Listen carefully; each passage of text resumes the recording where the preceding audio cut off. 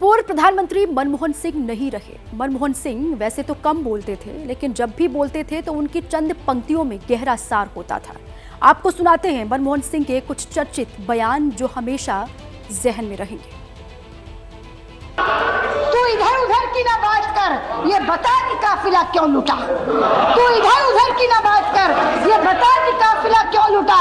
हमें रैज़नों से गिरा नहीं, तेरी रहबरी का ख्याल है। माना कि तेरी बीत के काबिल नहीं हूँ मैं, हमको है उनसे वफा की उम्मीद जो जानते नहीं वफा क्या। Madam, there is a proverb and a saying that जो गरजते हैं वो बरसते नहीं।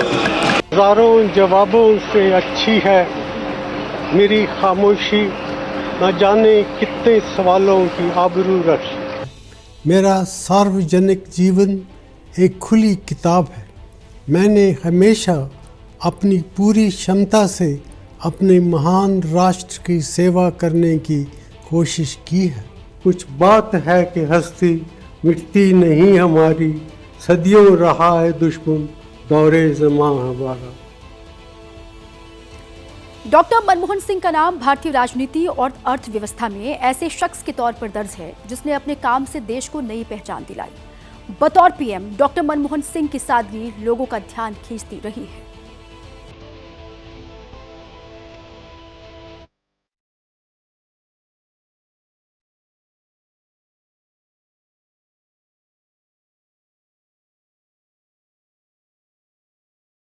प्रधानमंत्री की कुर्सी 10 साल तक संभालने वाले मनमोहन बेहद सामान्य जिंदगी बिताते थे।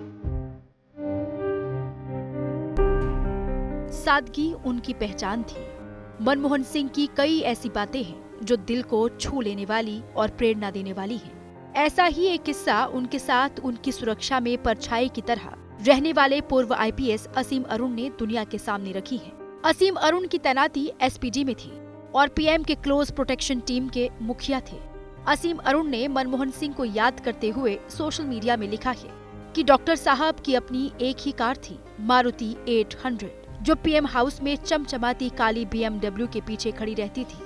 मनमोहन सिंह जी बार बार मुझे कहते, असीम, मुझे इस कार में चलना पसंद नहीं, मेरी गड्डी तो ये मारुति है। लेकिन जब कारकेड मारुति के सामने से निकलता तो वो हमेशा मन भर उसे देखते, जैसे संकल्प दोहरा रहे हूँ कि मैं मिडिल क्लास व्यक्ति हूँ और आम आदमी की चिंता करना मेरा काम है। करोड़ों की गाड़ी पीएम की है, मेरी तो ये मारुति है।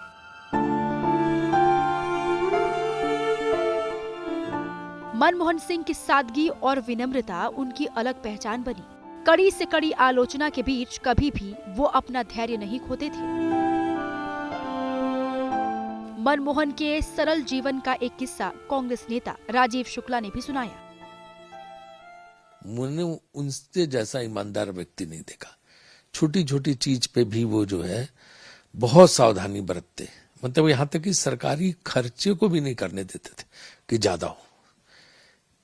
एक बार उनके घर में वरांडे में पानी आ रहा था पीएम हाउस में, तो CPWD के इंजीनियर जो है वो कैनोपी लगा रहा था, छतरी, ताकि पानी अंदर न जाए। वो आ गए, उन्होंने देखा ये क्या कर रहे हो। उनका सब ये पानी अंदर आता है इसलिए लगा रहे। कितने खर्च आएगा? 30,000 रुपए। बिल्कुल मत लगाओ। उन्होंने काम रुकवा दिया। तो इस तरह सरकारी पैसे को ही बचाते थे। कभी किसी की आलोचना नहीं करना, कभी किसी की बुराई नहीं करना। और उन्होंने कहा भी था कि इतिहास हमको याद करेगा। जिसने भी मनमोहन सिंह के साथ वक्त बिताया वो उनके व्यक्तित्व का मुरीद बन गया। कभी कांग्रेस में रहे और बीजेपी के मौजूदा सांसद जगदम्बिका पाल ने भी मनमोहन को सादगी की मिसाल बताया। मनमोहन सिंह जी का एक ऐसा व्यक्तित्व था कि जिसको न केवल कांग्रेस पार्टी में बल्कि विपक्ष के लोग भी उनके प्रति सम्मान करते थे, क्योंकि मनमोहन सिंह जी एक पूरे देश में आम जनता में उनकी पहचान एक राजनीतिक व्यक्तित्व के तौर से कम थी और एक उच्च कोटि के अर्थशास्त्री के रूप में ज़्यादा थी। और पूरे देश के लोगों को इस बात का एक अनुभूति भी थी कि मनमोहन सिंह जी बुनियादी तौर से देश के प्रधानमंत्री हैं, लेकिन प्रधानमंत्री के साथ साथ वो एक अर्थशास्त्री हैं जिन्हें देश के और दुनिया की इकोनॉमी का उनको ज्ञान है।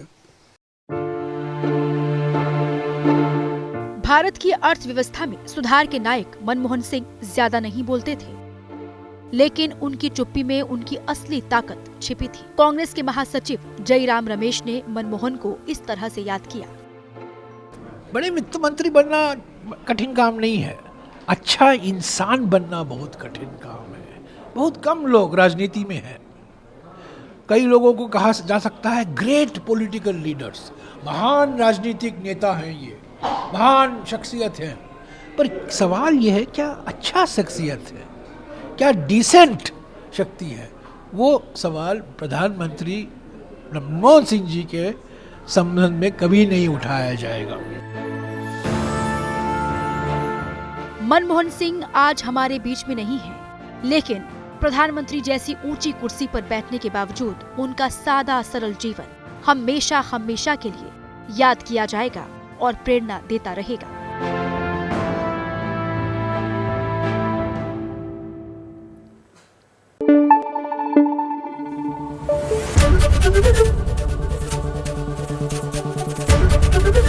एबीपी न्यूज आपको रखे आगे।